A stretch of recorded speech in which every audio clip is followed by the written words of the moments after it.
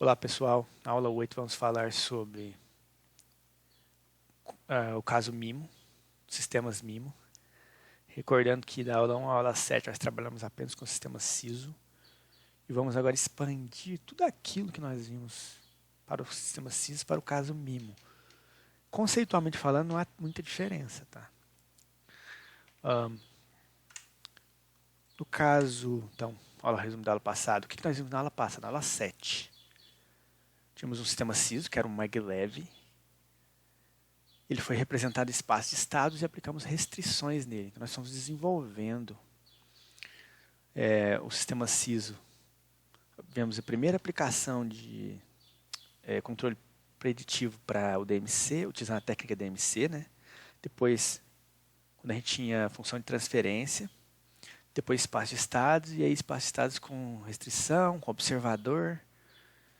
Nós vamos agora aplicar para o sistema MIMO tudo aquilo que a gente viu na aula 7. Nós vamos obter representação por espaço de estados para um sistema MIMO. Vamos utilizar observador de estados, vamos incluir no observador as perturbações, vamos incluir no modelo do sistema que a gente vai encontrar. Vamos passar em vez de utilizarmos a entrada U, vamos utilizar a entrada DU, vamos mudar a representação, vamos colocar restrição também. Então vamos fazer tudo aquilo que foi feito na aula 7 para a aula 8, só que para o sistema MIMO. No caso do sistema MIMO, diferente do sistema SISO, que tinha uma entrada e uma saída, né? Single input, single output. No sistema MIMO a gente tem multiple input, multiple output, várias entradas, várias saídas. P é um número de variáveis que a gente vai utilizar na nossa nomenclatura para o número de entradas e Q para o número de saídas. Observação. Quando nós nos referimos a um sistema MIMO, não basta o sistema ter só várias entradas e várias saídas. É claro que essa é a definição do sistema MIMO, mas eu estou me referindo a um sistema MIMO que tem um acoplamento forte internamente. Então, por exemplo, uma entrada dessa pode afetar várias saídas ao mesmo tempo. Existem vários acoplamentos cruzados aqui. E isso torna o sistema MIMO difícil de ser controlado. Porque se for fraco o acoplamento, você puder separar em vários pares CISOs, você consegue desacoplar as malhas e usar controles CISOs entre os pares. E as técnicas que a gente aprendeu até hoje para o sistema SISO se aplicam aqui. Tem várias aplicações de sistemas MIMO que você consegue fazer isso. Recordo lá das técnicas lá de utilizar o RGA para analisar o acoplamento, qual é o melhor pareamento, etc. No caso aqui, a gente quer o pior caso, que é como o sistema MIMO ele é bastante acoplado e você tem que encarar ele como um sistema MIMO acoplado mesmo. Tá? Esse é o nosso caso de aplicação. Então, a notação empregada, né, lá a planta, entrada U e saída Y, só que o sistema SISO é só uma variável. O sistema MIMO é um vetor, então no nosso caso é um vetor de entradas de U1 de K até o P de K. É um vetor de P linhas por uma coluna. A saída a gente vai ter Q variáveis de saída, Q linhas e Q colunas. E uma coluna, desculpa. Quando a gente tem um sistema quadrado, que o número de entradas é igual à saída, essas variáveis vão ser iguais, o que não necessariamente tem que acontecer na prática. Você pode ter um sistema com 4 entradas e 2 saídas. Pode ser o inverso, pode ser 2 entradas e 4 saídas. Recordando, né? Quando você tem mais entradas que saídas, isso é um sistema superatuado, isso é bom. Quando você tem menos entradas que saídas, ele é um sistema subatuado, o que torna difícil de controlar todas as saídas. Provavelmente você tem menos entradas que saídas, você não consegue controlar todas as saídas. Tem que escolher. Você tem 3 entradas e 4 saídas, tem que escolher 3 saídas para você controlar. Ou você vai controlar mais ou menos todas elas. Tá? Quando a gente vai trabalhar em incrementos de controle, porque a gente não vai usar o U, a gente vai usar o delta U. Na verdade, a planta, a entrada dela é U, mas a gente vai estar trabalhando, jogando incrementos em cima desse U. Tá? Então, por exemplo, se o valor que está lá na série da planta agora é 5, você vai calcular um incremento, por exemplo, de 0,1, vai de 5 para 5,1. Então, como o incremento é um delta, né, ele é a saída atual menos a saída anterior. E como isso aqui são vetores, então os vetores, delta U de K1, delta U de K2, delta U de KP. Ó, o 1 de K menos o 1 de K menos 1, e assim sucessivamente até o de P de K, o P de K menos 1, que é o delta U de P de K. Então, nos incrementos, você tem P delta U's aqui dentro desse vetor. Na referência agora, lembra que a referência era já um vetor? Ah, não, a gente vai chegar lá. Então, a sua referência é um vetor. Já que você tem Q saídas, vão ter Q valores de referência, um para cada saída. Eles não necessariamente têm que ser iguais, por isso que é y de referência 1, y de referência 2, y de referência para a saída Q, y de referência para a saída 3, e assim vai. Agora que está um pouquinho da complicação, vai aparecer no mimo. Ó, aqui eram variáveis, no CIS eram só variáveis, e aí você ia montar um vetor de entradas. Desculpa, um vetor de entrada, um vetor de referência, um vetor de saída com cada uma das variáveis. Tá? Por quê? Porque lembra que a gente tinha o nosso horizonte, por exemplo, lá de... O horizonte de predição era N. Então você falava assim, eu tenho N, eu quero prever a saída em N períodos de amostragem. N períodos no futuro. Então eu tinha o Y de K mais 1 até o Y de K mais 30. Agora, cada instante desse não é um Y. Não é uma variável de saída, é um vetor. Isso aqui é um vetor, isso aqui é um vetor, isso aqui é um vetor. Então é um vetor de vetores. Por isso que é Q vezes N por 1. É Q, que tem Q elementos dentro desse vetor, N vezes. Porque são N períodos de amostragem que você está... N instantes de predição que você está fazendo no futuro. Tá? Essa é a diferença que tem para o CIS. O CIS era só N por 1, agora vai ser QN por 1. Então imagina que você tem 4 saídas. 30 é o seu horizonte de predição. Então é 4 vezes 30, 120. É o tamanho desse vetor. Com o vetor de referência vai ser a mesma coisa. Você vai ter N vetores YREF, que nesse caso são iguais. N, Y, cada um é igual, só que cada YREF desse é composto por Q vetores, e para cada uma das saídas ele pode ser diferente. Então vamos supor que é 1, 3, 9, né? Para cada um tem um valor. Só que você vai repetir essa sequência N vezes aqui dentro desse vetor. Mesma coisa para o U. Recordando que o U ele é o vetor da saída do compensador, que é a entrada da planta, do processo. Então, olha lá, ele vai de U de KK, quer dizer, a saída no instante atual predita no instante atual. A saída no instante 1, período de amostragem no futuro, predita no instante atual. Então, eu estou aqui no presente, no instante K, tentando obter a saída ótima no instante atual, K mais 1, período no futuro, até M menos 1, ou seja, de 0 do presente até 29, se o meu M for 30. Sempre vou usar esse exemplo de 30 aqui para ficar mais didático. Então, vai de 0 até 30. E o delta U, que é o incremento, é simplesmente isso menos esse aqui. Ó. Falei bobagem, não é esse aqui, esse é de K mais 1. É esse menos o de K menos 1. Então, é o de KK menos o de K menos 1. O de K menos 1 você conhece. Agora, por exemplo, para esse, é o de K mais 1 menos o de KK. Que é esse aqui. Então, é esse menos esse para dar esse aqui. E assim vai. Resumo da história, né? Esse menos esse para dar esse aqui. Ó, observa aqui o tamanho dos vetores. Ó. Aqui dentro você tem P vetores vezes N, que são N vezes P dá P vezes N por 1. P vezes N por 1. Q vezes N por 1. Q vezes N por 1.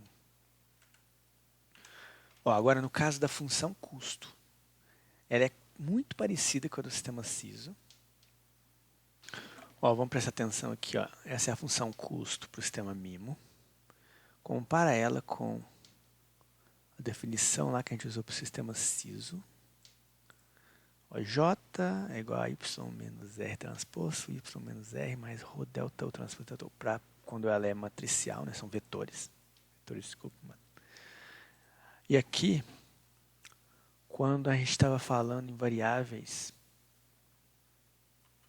Quando a gente estava falando em variáveis, aqui está o somatório, é a mesma coisa. Esse é a mesma desse, só que aqui está na forma de somatório, né? Mostrando como que é. Olha lá, é y de k, por exemplo, se for 1 menos irref ao quadrado, depois mais y de k mais 2 menos irref ao quadrado. Isso daqui é o erro. Só recordando, né? O erro ao quadrado.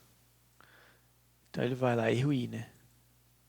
Então, somatório de 1 até n, de todos os erros. Erro 1, 2, 3, 4, assim vai até n. Mais ρ vezes o somatório dos quadrados dos incrementos de controle. Aí depois a gente falou o quê? Que isso aqui era equivalente a isso aqui. Você pegar e transformar o y num vetor, o r num vetor, pegar e agora multiplicar, pegar a transposta disso e multiplicar por isso. É a mesma coisa para o sistema SISO. Tá? O que vai mudar para o mimo? No mimo, a gente vai ter lá, o somatório disso. Isso aqui é a versão mimo disso aqui, ó, desse daqui. Olha, o somatório de 1 a n, somatório de 1 a n, y de k mais e de k menos y de referência, ao quadrado. Só que isso aqui, a diferença é que isso aqui era um elemento, ó, um elemento só. Isso era um elemento só. Agora, a gente transforma isso em vetor. Então, é o somatório de vetores. É um vetor com Q elementos, outro vetor com Q elementos. Aqui agora também é um vetor. Isso aqui é a mesma coisa. Aqui é um vetor com P elementos e outro vetor com P elementos. Aí, então, a gente usou a forma matricial. Ó. Em vez de elevar isso ao quadrado, a gente usou y de k mais i menos y, referência transposto, vezes isso aqui. Isso aqui é a forma de você transformar esse somatório, esse quadrado aqui, quando isso aqui vira matrizes, vetores, é utilizar essa nomenclatura aqui, recordando, né? Só que no mimo, tá vendo que no mimo você tem o somatório e depois ainda tem o produto de vetores. Aqui embaixo a gente vai simplificar isso usando dois somatórios. É o equivalente. Ó. Ou você faz a forma vetorial dessa forma, ou você coloca esses somatórios aqui, que é uma forma alternativa de entender o que está acontecendo. Tá? Recapitulando, por que isso está acontecendo? Porque no SISO só tinha uma entrada e uma saída. Então, uma saída era só uma variável, agora é um vetor. São várias saídas. Uma entrada era uma variável só, agora são várias entradas. Virou um vetor de entradas. Porque a gente tem agora, então, vetores, a gente vai acrescentar essas duas matrizes aqui. Ó. No caso do ΔU, já existia lá um ganho. Se você olhar aqui, esse ganho ρ. Que já era onde a gente ajustava o peso. Na hora de você fazer definir sua função objetivo, você quer penalizar mais a entrada, o consumo de energia da entrada, você aumenta o valor do ρ. Aqui, né? Você está penalizando mais a entrada. Se você quer penalizar mais o erro, você diminui o valor do ρ. Se colocar ρ igual a zero, você penaliza só o erro e não penaliza nada a entrada. Quer dizer que para atingir o erro que ele imagina que seja ideal, ele pode ter variações muito bruscas na entrada, gasta muita energia. Tá? Já aqui no mimo, o que a gente vai fazer? A gente vai substituir esse ρ por uma matriz. Já que isso aqui são vetores, isso aqui vai virar uma matriz quadrada. Tá? Aqui também é uma matriz quadrada que a gente vai usar no Q. Eu vou explicar a razão de usar essas matrizes já. Já vou mostrar. Mas primeiramente, ó, que matrizes são essas? Ó, Q é uma matriz de Q por Q, porque lembra que isso aqui são Q vetores. Porque são Q saídas. Então, se eu tiver 4 saídas, é uma matriz 4 por 4. Se eu tiver 3 entradas, o R é uma matriz 3 por 3. Ou seja, ela é uma matriz P por P. Composta por números reais lá dentro. Matriz de números reais, P por P e Q por Q. Elas têm que ser simétricas. Isso é uma obrigatoriedade quando você escolhe essas matrizes. Tem que ser simétricas. Então, recordando, o que é uma matriz simétrica? É uma matriz em que ela é igual à sua transposta. R tem que ser igual a R transposta. Então, não é qualquer matriz que serve, tem que ser uma matriz simétrica. Um exemplo de matriz simétrica que o pessoal usa demais nessas aplicações é a diagonal, a matriz diagonal, só tem a diagonal principal. Outra característica importante é que elas têm que ser positivo definidas. Ou seja, as matrizes Q e R têm que ser maior que zero. Não pode ser igual a zero nem negativo, tem que ser maior que zero. Mas como assim maior que zero? Recorda lá de controle moderno, matriz positiva definida. Para ela ser positiva definida, os autovalores da matriz têm que ser todos maior que zero. Então você vai pegar a matriz, vai analisar os autovalores lá, a lambda delas. E esses autovalores têm que ser todos eles maior que zero para ela ser maior que zero. Se forem todos menor que zero, ela é negativa definida. Se todos exceto 1 for maior que zero e ela tiver 1 igual a zero, um outro valor ser igual a zero, ela é semi-positiva definida. Olha, de novo, um caso particular muito bom para usar para essas matrizes aqui é quando ela é uma matriz diagonal. Só possui a diagonal. Tanto a R quanto a Q. Que é muito usado quando o pessoal vai projetar controladores, né?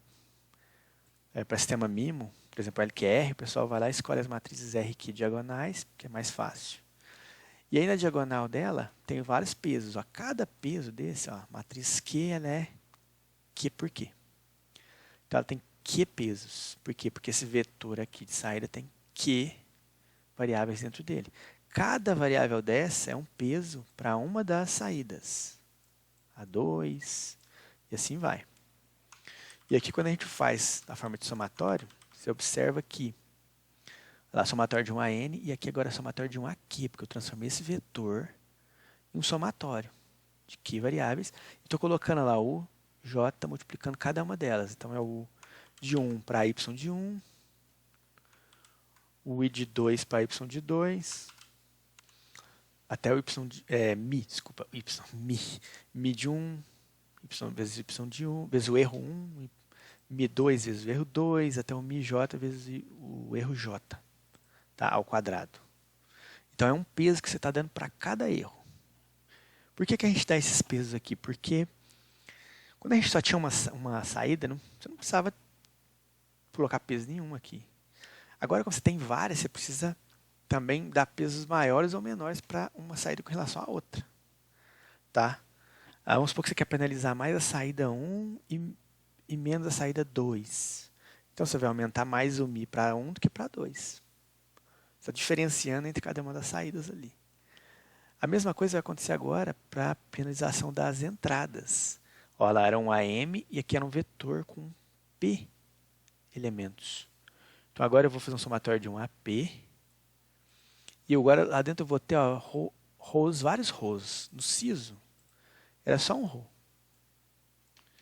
No MIMO, dentro da matriz R, eu vou colocar P rows, um para cada uma das entradas, dos incrementos de entrada. Então, para o incremento 1 eu coloco o row 1, para o incremento 2 eu coloco o row 2, assim eu consigo penalizar também cada uma das entradas com peso diferente, usando o peso que for mais conveniente para mim. Tá? Ó, quem quiser ler alguma bibliografia a respeito de sintonia dos parâmetros para plantas estáveis, tá? Tem esse aqui duas referências clássicas, ó, antigas, são clássicas a respeito do assunto. Tá?